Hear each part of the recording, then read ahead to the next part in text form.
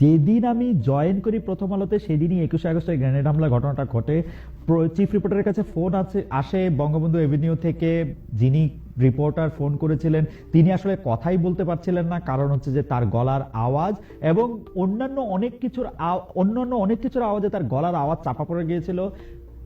শুধু তিনি বলতে পেরেছিলেন এখানে গ্রেনেড বা এরকম কি জানি ফুটেছে, অনেক লোক মারা গেছে, অনেক লোক আহত হয়েছে।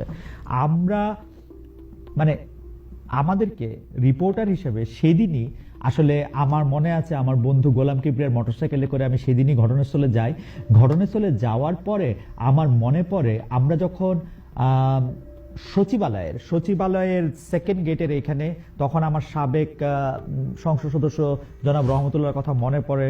তিনি এসে আমাদের বাইকের কাছাকাছি আসলেন, তিনি এসে বললেন যে আমাকে একটু বাঁচান বা বিড়বিড় করে জানি কি বললেন, তার সারা গায়ের রক্ত। আমরা যে